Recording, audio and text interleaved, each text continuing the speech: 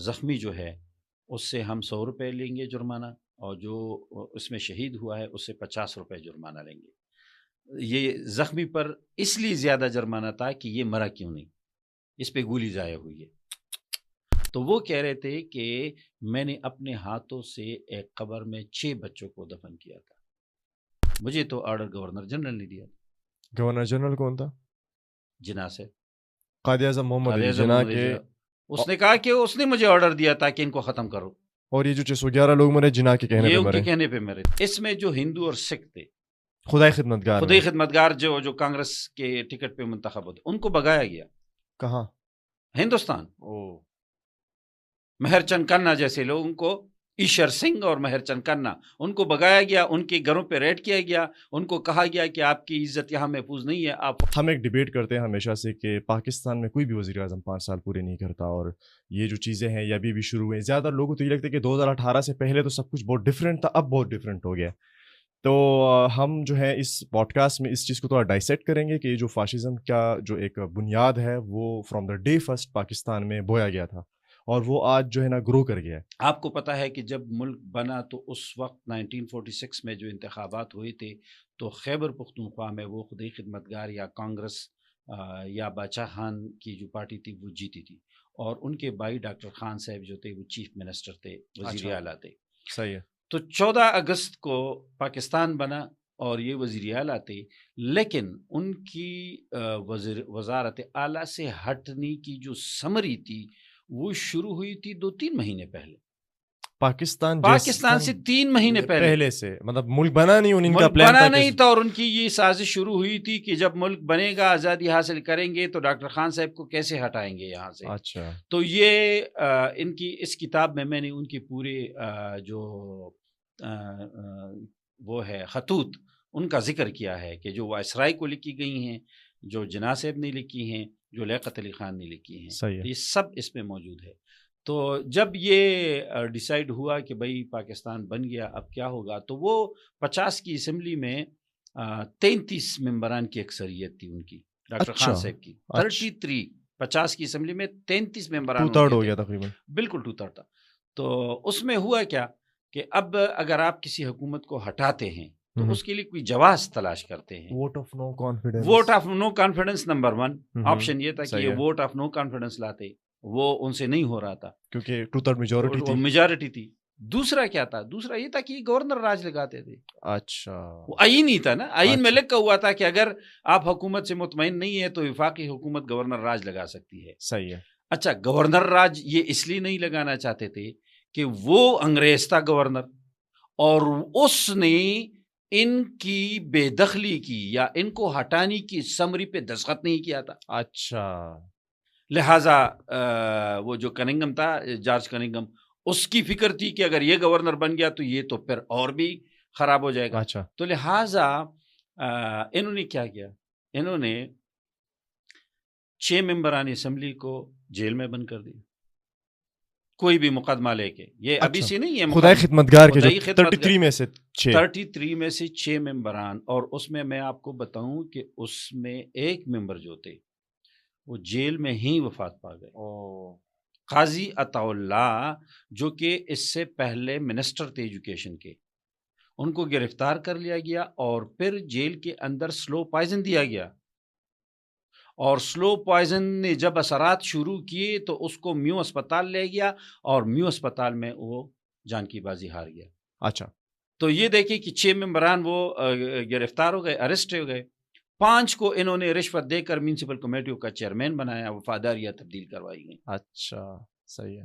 اور اس کے بعد جب یہ 11 چلے گئے تو اسمبلی میں سے 22 رہ گئے، اب ان کے دوبارہ 17 ہیں، پھر بھی لوگ پھر بھی اکثریت ہے۔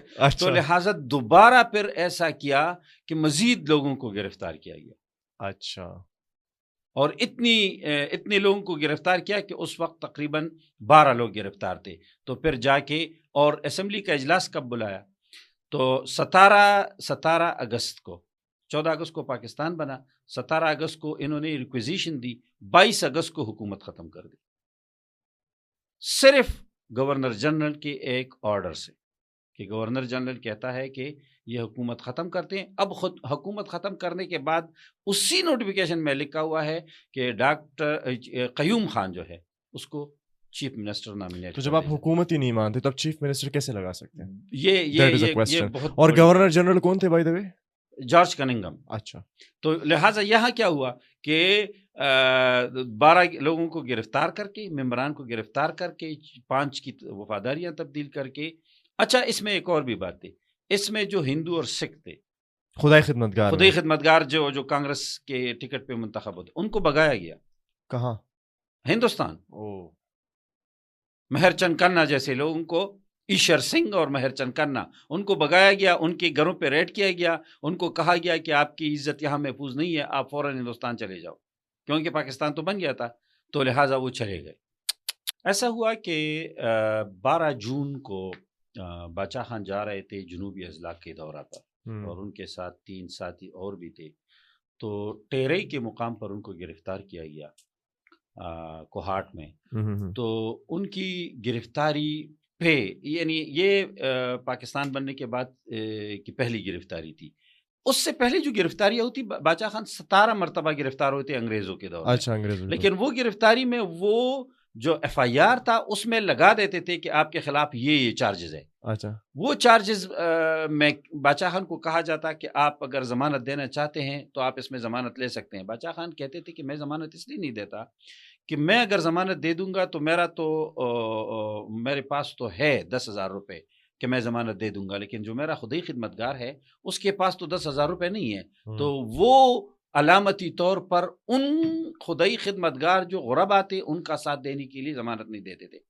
اس میں کیا تھا، اس ایف آئی آر میں کیا تھا جو 12 جون کو ہوا تھا، اس میں کچھ بھی نہیں تھا. تو جب کچھ نہیں تھا تو باچا خان اور ان کے ساتھیوں نے کہا کہ بھئی آپ کوئی ریزن تو دو، گرفتار آپ نے کیوں کیا ہے.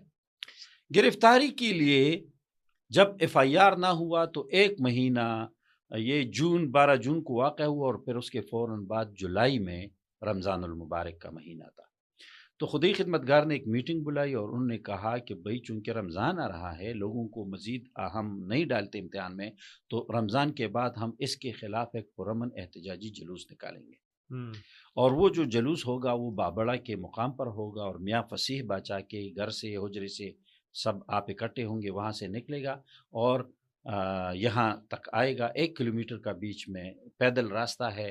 اس راستے میں کوئی سرکاری اسپتال نہیں ہے، کوئی سرکاری اسکول نہیں ہے، کوئی سرکاری ادارہ نہیں ہے. یہ سڑک جو ہے یہ بھی سرکاری نہیں ہے. ادھر آ کر تو غازی گل بابا مسجد کے ساتھ اس کا مین جلسہ ہوگا، اختتام ہوگا اور ہم احتجاج کریں گے. یہ پلان تھا.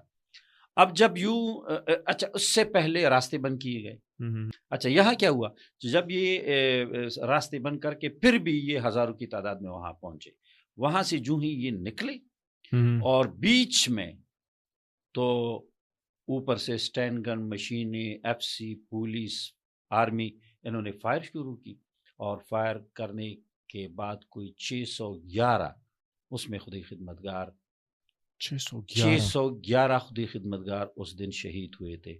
اور ان 611 خدائی خدمتگاروں میں خواتین بھی تھیں.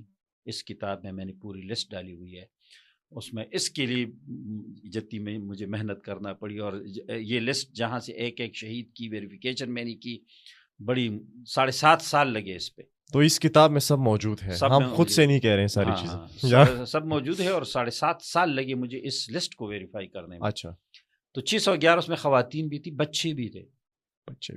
بلکہ میں آپ کو ایک دلچسپ واقعہ بتاؤں جو مجھے سلطان کاکا ایک خدائی خدمتگار تھے، انہوں نے مجھے یہ خود سٹوری سنائی تھی کہ جب یہ انہوں نے فیصلہ کیا کہ زخمی جو ہے اس سے ہم 100 روپے لیں گے جرمانہ، اور جو اس میں شہید ہوا ہے اس سے 50 روپے جرمانہ لیں گے.